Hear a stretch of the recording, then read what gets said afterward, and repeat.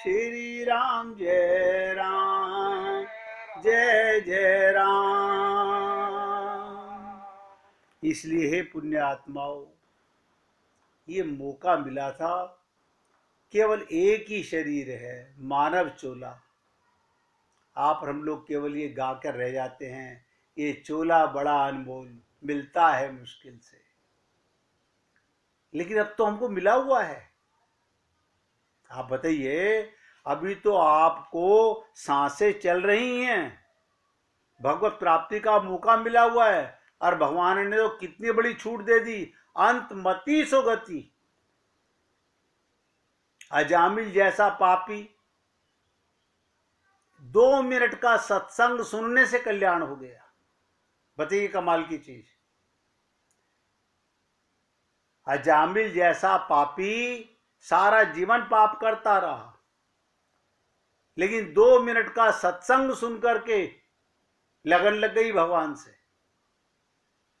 भक्त प्रहलाद मां के गर्भ में थे, नारद जी का सत्संग सुना, लौ लग गई। वाल्मीकि जी जैसे ही घर का मालूम पड़ा, घर में कोई तुम्हारे पाप का भागी नहीं बनना चाहता। आप बताइए, आप चोरी करके धन ला रहे हो, आपका परिवार का कोई सदस्य जेल जाने को तैयार नहीं होगा। तुम्हारे कर्मों का फल तुम्हें ही भोगना पड़ेगा। एक सेकंड में जो नारद जी की हत्या करना चाहते थे डाकू रत्नाकर, वाल्मीकि बन गए।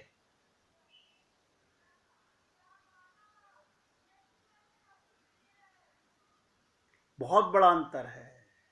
परमात्मा सभी के लिए एक है, हम उसे अनेक नामों से जानते हैं। कोई अल्लाह कहता है, कोई ईश्वर कहता है, कोई राम कहता है, कोई कृष्ण कहता है, कोई नानक कहता है, कोई जीसस कहता है।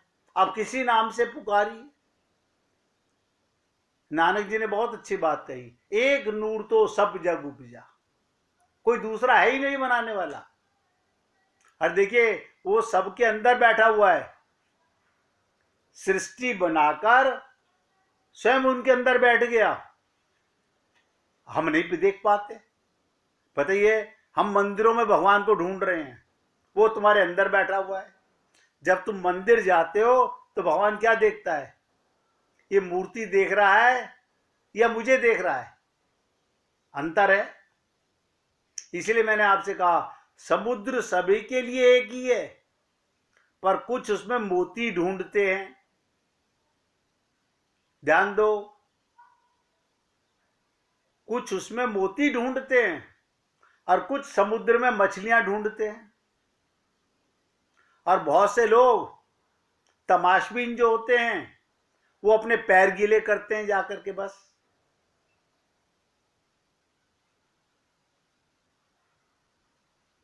आप कहेंगे ये समुद्र की मिसाल में क्यों दे रहा हूं?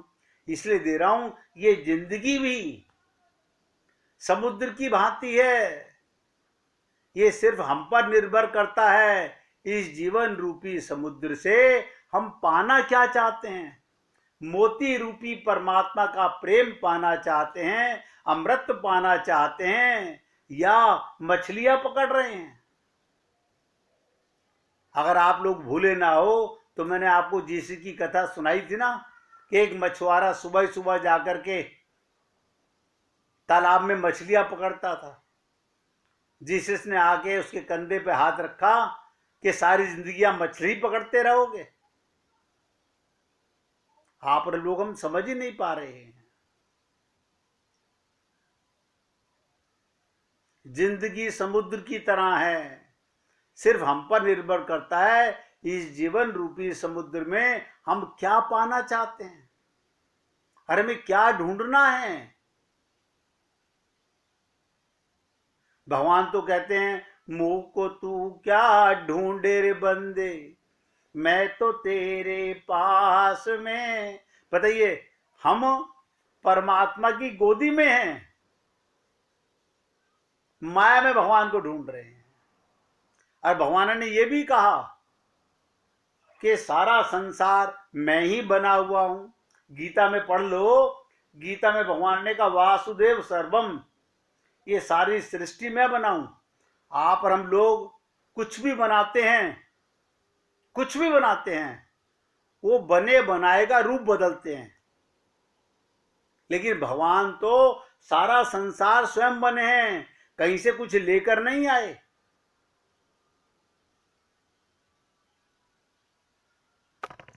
इसलिए हमें क्या ढूंढना है इस समुद्र रूपी जीवन में। बहुत से लोग, मेरे पिताजी ने 100 करोड़ रुपए कमाए थे, मैं 500 करोड़ कमा के जाऊंगा। उनका पोता कह रहा है मेरे पिताजी ने 500 करोड़ कमाए, मैं 5000 करोड़ कमा के जाऊंगा। मगर मूर्ख कभी सोचता नहीं तेरे दादा 100 करोड़ ले गए थे क्या, तेरे पिताजी 500 करोड़ ले गए थे क्या, तू 5000 करोड़ कमा के ले जाएगा क्या? वो धन किस काम का जो छोड़ के मरोगे।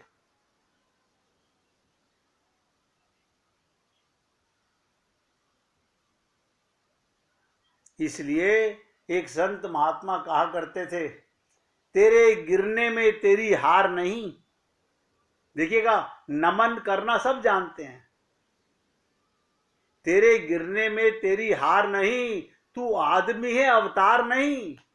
गिर, उठ, चल, दौड़, फिर भाग, क्योंकि जीत तो संक्षिप्त है, उसका कोई सार नहीं। जीत सुनिश्चित होगी, लेकिन आप और हम लोग नहीं समझ पाते। हम तो पूजा भी कराते हैं तो पंडितों को बुला करके। पूजा माने प्रेम होता है, प्रेम खुद को करना होता है भगवान से, या पंडित तुम्हें प्रेम करना सिखाएगा? इसीलिए कहते हैं 1000 पंडितों से, लाख पंडितों से एक साधु संग, एक संत का संग जरूरी है। और वो भी, आपको मैंने कितनी बार कहा कि अरबों खरबों लोग सत्संग सुनने जाते हैं, वो यही नहीं समझते सत्संग का मतलब क्या होता है। जिससे पूछो कहां गए थे, हम सत्संग में गए थे।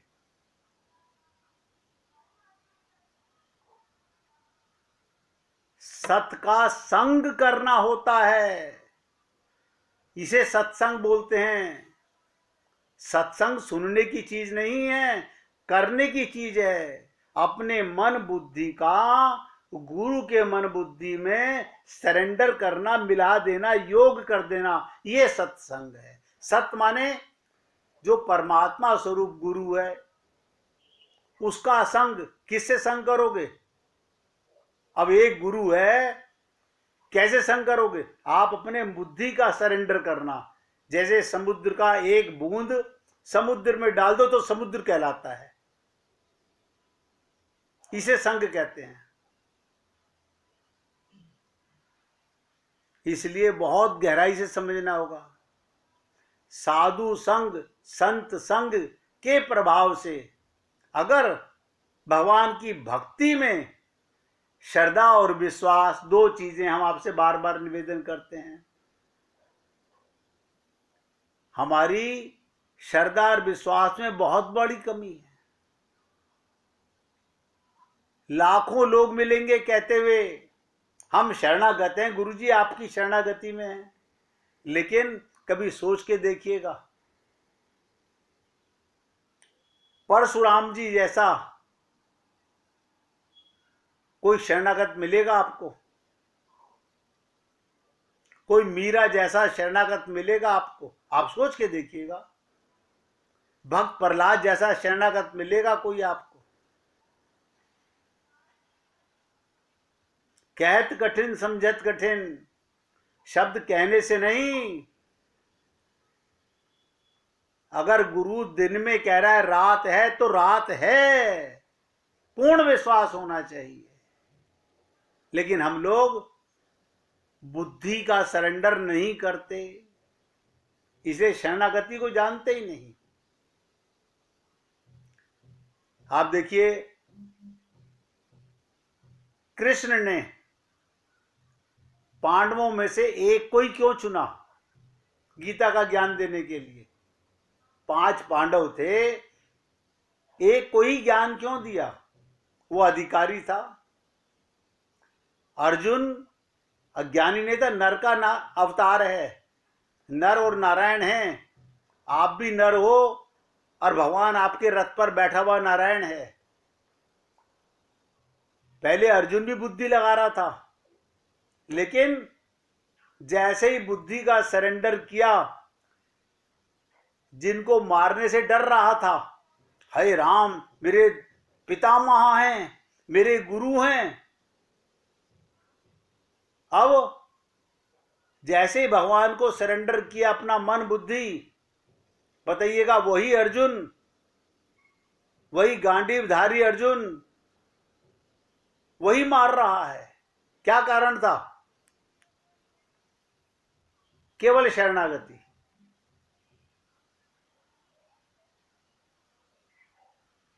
हनुमान जी ने कितने बंदर थे, लेकिन प्रभु श्री राम ने हनुमान को ही क्यों शरणागत किया?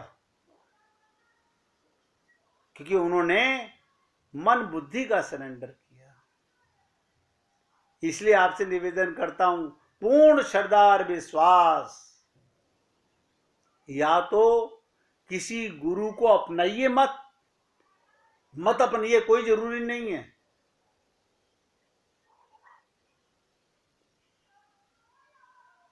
जब तक श्रद्धा और विश्वास नहीं, शरणागति नहीं, तब तक भक्ति का फल, प्रेम की प्राप्ति नहीं हो सकती। मिटना पड़ता है। प्रेम माने मिट जाना। जैसे बीज मिट करके वृक्ष बनता है, फिर फल लगते हैं। हम मिटना तो चाहते नहीं, पाना चाहते हैं प्रेम रस, भगवान का प्रेम। अब मिटने को कोई तैयार नहीं है। अब मिटना माने क्या? तू था, तू है, तू ही रहेगा, मैं कुछ भी नहीं। जिस दिन प्रेम की लोल जलेगी, नोट करो सबके सब, तभी संसार के बंधन का नाश हो जाएगा। संसार नजर आएगा, लेकिन बंधन नहीं रहेगा। अभी आप हम लोगों का बंधन है संसार में। परिवार में रहना बंधन नहीं है। सिख धर्म को मैंने कहा था ना, कितना बड़ा है। सिख धर्म को समझने वाले लाखों करोड़ों में से कोई एक होता है। यानी गृहस्थ होते हुए संन्यास धर्म में रहना, सन्यासी होते हुए गृहस्थ धर्म में रहना। इसलिए हे पुण्य आत्माओं, जीवन के अंदर ये मौका तो आप हम लोगों को मिल गया भगवत प्राप्ति का। अब बात है, आप इस देह को कृत करना चाहते हो या अपने आप को धोखा देना चाहते हो। बस ये हमारे ऊपर डिसाइड है। ये भगवान डिसाइड नहीं करेंगे। ये हमें डिसाइड करना है कि हमें अपना समुद्र से, जीवन से मोती चुगने हैं या मछलियां पकड़नी है। ये आप डिसाइड करेंगे।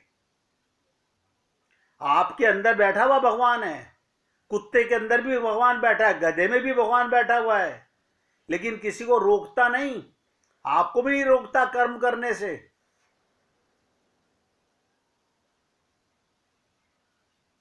इसलिए प्रत्येक सांस में, प्रत्येक विचार में, प्रत्येक कर्म में जो कर्म भगवान के निमित्त होता है वो पुण्य होता है, बाकी सब पाप होते हैं। मैंने तो कई बार आपसे निवेदन किया, अगर मन से पूजा नहीं कर रहे हो, मन से भगवान को प्रेम नहीं कर रहे हो, तो वो पूजा नहीं है, वो तो ढोंग है, दिखावा है, छलावा है केवल। एक कथा सुन लीजिए, उसके माध्यम से आपको शायद कुछ प्रेरणा मिले।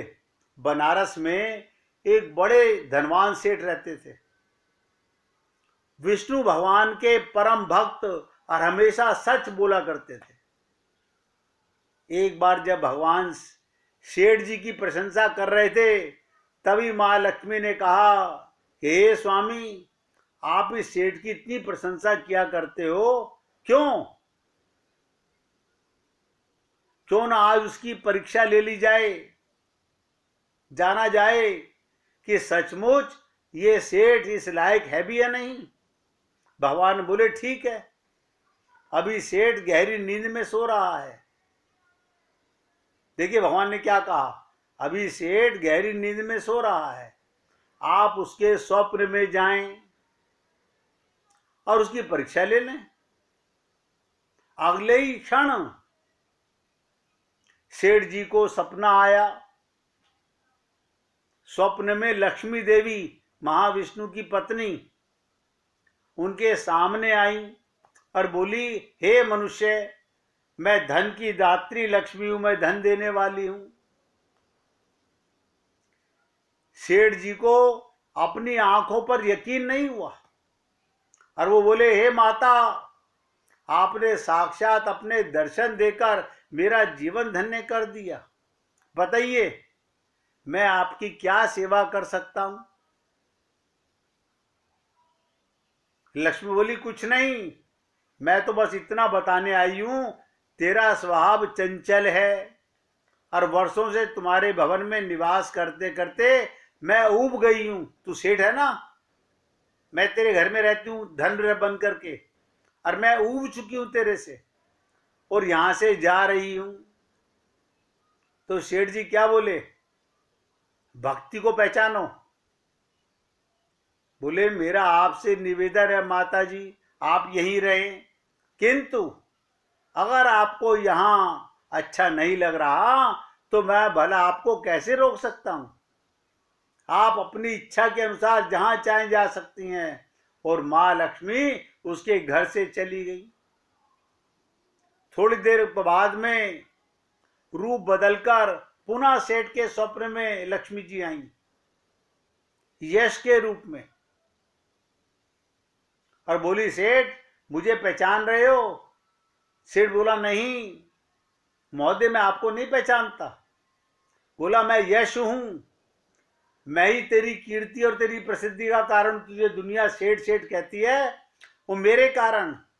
लेकिन अब मैं तुम्हारे साथ नहीं रहना चाहता, क्योंकि मां लक्ष्मी यहां से चली गई, मेरा भी अब यहां कोई काम नहीं। सेठ बोला, ठीक है, यदि आप भी जाना चाहते हैं तो आप भी जाइए। सेठ तो अभी भी स्वप्न में ही थे और उन्होंने देखा एक दरिद्र हो गए हैं सेठ जी, सपने में दरिद्र हो गए, और धीरे धीरे उनके सारे रिश्तेदार, वो मित्र, जो लोग उनका गुणगान किया करते थे, सेठ जी कहा करते थे, अपने घर बुलाया करते थे, अब बुराई करने लगे। सपने में कुछ और देर समय बीता, मां लक्ष्मी धर्म का रूप धारण करके आई। सेठ के स्वप्न में बोली, मैं धर्म हूं। जब मां लक्ष्मी चली गई, यश चला गया, दरिद्रता तुम्हारे साथ रहती है, मैं भी जा रहा हूं, धर्म भी चला गया। लेकिन सेठ जी भगवान के पक्के भक्त थे, उन्होंने कहा, जैसे आपकी इच्छा। धर्म भी वहां से चला गया और कुछ समय बीत जाने पर मां लक्ष्मी सत्य के रूप में स्वप्न में प्रकट हुई, बोली, मैं सत्य हूं। यश गया, देखिएगा एक एक चीज करके सब जाने लगी।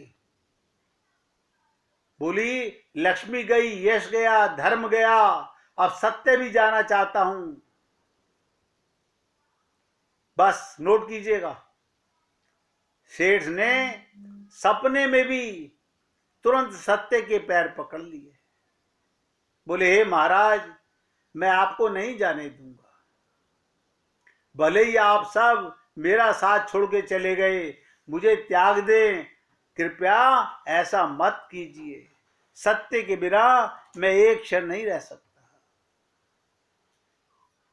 यदि आप चले जाएंगे तो मैं तत्काल अपने प्राण त्याग दूंगा।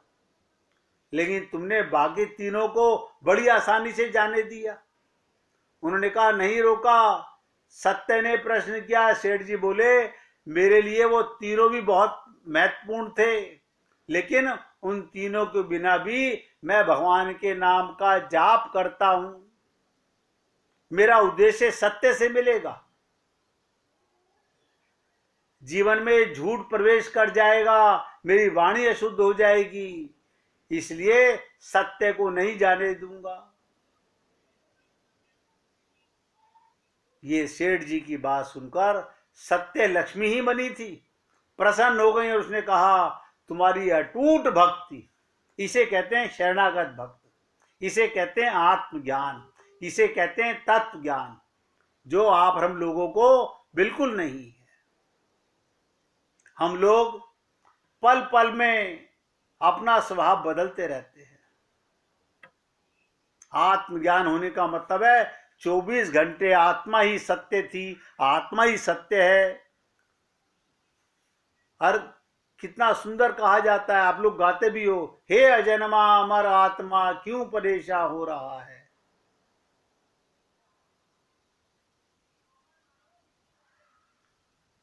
तो सेठ जी का उत्तर सुनकर के सत्य प्रसन्न हुआ। उसने कहा तुम्हारी अटूट भक्ति मुझे यहां रुकने पर विवश कर दिया।